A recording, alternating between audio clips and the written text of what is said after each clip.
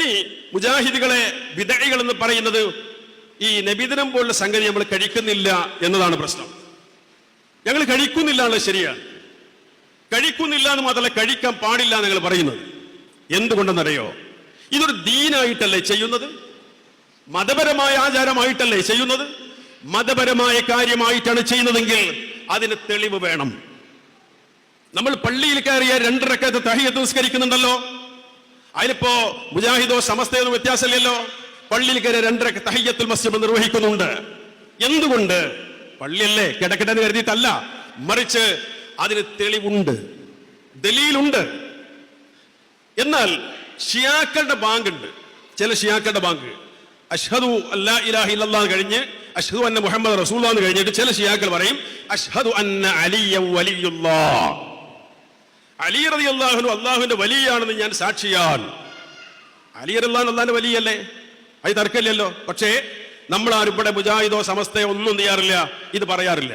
നമ്മളെ വിശ്വാസം എന്താ? അലി റളിയല്ലാഹു അൻഹു അല്ലാഹുവിന്റെ വലിയാണെന്ന് തന്നെയാണ്. പക്ഷെ ബാങ്കിൽ എന്താ നമ്മൾ പറയാത്തത്? അങ്ങനെ ബാങ്കിൽ പറയാൻ ദലീല് ഇല്ല. തഹിയ്യത്തുൽ മസ്ജിദ് ദലീൽ ഉള്ളതുപോലെ ബാങ്കിൽ അഷ്ഹദു അന്ന അലിയം വലിയുല്ലാഹ് എന്ന് പറയാൻ ദലീല് ഇല്ല. അപ്പൊ ദീനാണ്, തെളിവ് വേണം.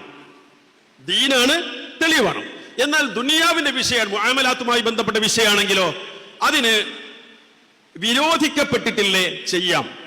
ഇപ്പൊ നമ്മൾ റസൂലുള്ളാഹി സ്വല്ലല്ലാഹു അലൈഹി വസല്ലം കാലത്തുള്ള വാഹനം എന്തൊക്കെയാണ്? അവർ യാത്ര ചെയ്തത് ഒട്ടകം, കുതിര, അതുപോലെ തന്നെ കഴുത, അങ്ങനെയുള്ള സാധനങ്ങളല്ലേ. ഈ ജീവികളൊക്കെ ഒന്നും ഉണ്ടല്ലോ. പക്ഷേ റസൂലുള്ളാഹി സ്വല്ലല്ലാഹു അലൈഹി വസല്ലം ബൈക്കിൽ യാത്ര ചെയ്തിട്ടുണ്ടോ?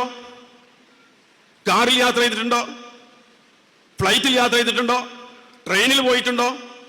ഇല്ല, അന്നില്ല. എന്നാൽ എന്തേ ഇതൊരാൾ വന്നിട്ട് വിദേഹത്തെന്ന് പറയാൻ പറ്റും? ഇല്ല. കാരണം അത് ദീനല്ല, നമ്മുടെ ദുന്യവിയായ വിഷയമാണ്, മുആമലാത്തുമായി ബന്ധപ്പെട്ട കാര്യമാണ്. അതിൽ വിരോധിക്കപ്പെട്ടില്ലേ, ചെയ്യാം. പക്ഷെ ഏത് വാഹനത്തിലാണെങ്കിലും വാഹനത്തിൽ കയറിയുള്ള പ്രാർത്ഥന ചൊല്ലണം, അതവിടെ ഉണ്ട്. ഇതാണ് ഇതുമായി ബന്ധപ്പെട്ട കാര്യം. ഈ വിഷയത്തിൽ നമ്മൾ മനസ്സിലാക്കുക, നബിദിനാഘോഷം എന്നത് ഒരു ദീനീയായ കാര്യമായിട്ടല്ലേ ചെയ്യുന്നത്? അതെ.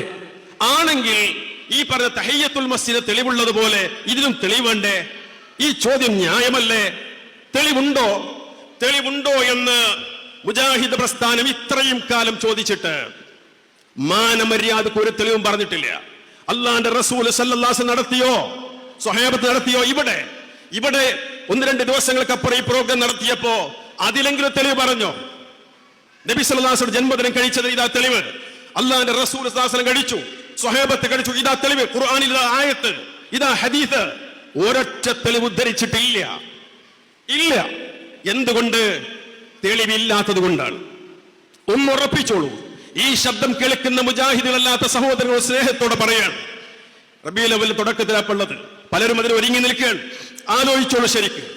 അല്ലാഹുവിന്റെ റസൂൽ സല്ലല്ലാഹു അലൈഹി വസല്ലം ഇങ്ങനൊരു കാര്യം ദീനായി പഠിപ്പിച്ചിട്ടുണ്ടെങ്കിൽ ചെയ്യാൻ ഞങ്ങളുണ്ട്.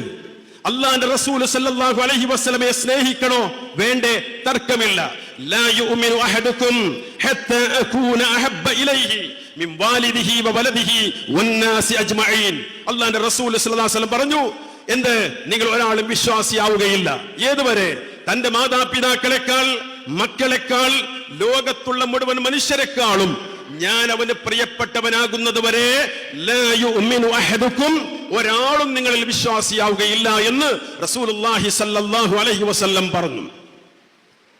എങ്കിൽ അത് നെഞ്ചിലേറ്റിക്കൊണ്ട്, സമാനമായ മറ്റ് ഹദീസുകൾ നെഞ്ചിലേറ്റിക്കൊണ്ട്, ഈ ആശയമുള്ള ഖുർആനിക വചനം നെഞ്ചിലേറ്റിക്കൊണ്ട് മുജാഹിദുകൾ പറയുന്നു, ഞങ്ങൾ ഞങ്ങളുടെ സ്വന്തം ശരീരത്തെക്കാൾ, മാതാപിതാക്കളെക്കാൾ, മക്കളെക്കാൾ, ഇണകളെക്കാൾ, സഹോദരങ്ങളെക്കാൾ അല്ലാഹുവിന്റെ റസൂൽ സല്ലല്ലാഹു അലൈഹി വസല്ലം സ്നേഹിക്കുന്നു.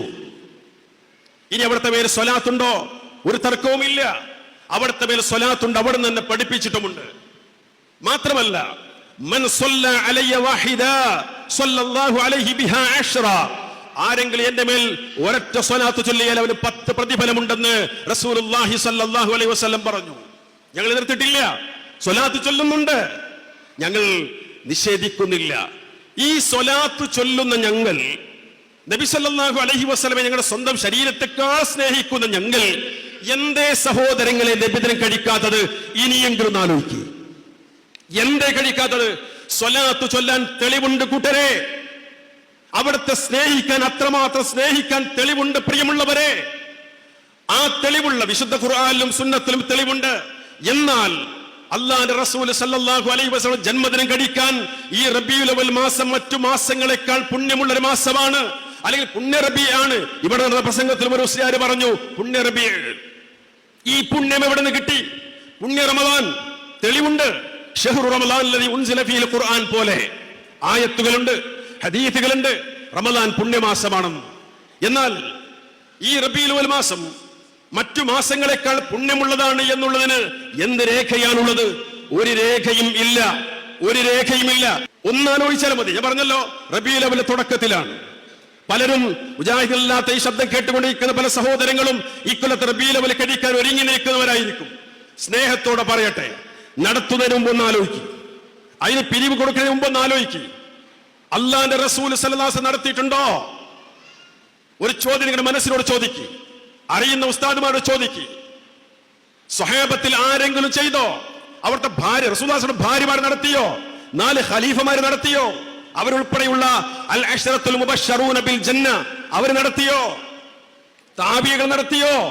ഹിജറ 300 മുമ്പ് ഈ മുസ്ലിം ഉമ്മത്തിന് ഈ പരിപാടി പരിചയമില്ല. അതുകൊണ്ടാണ് ഞങ്ങൾ കഴിക്കാത്തത്, അതുകൊണ്ടാണ് ഞങ്ങൾ ആഘോഷിക്കാത്തത് നബി സല്ലല്ലാഹു അലൈഹി വസല്ലം ജന്മദിനം.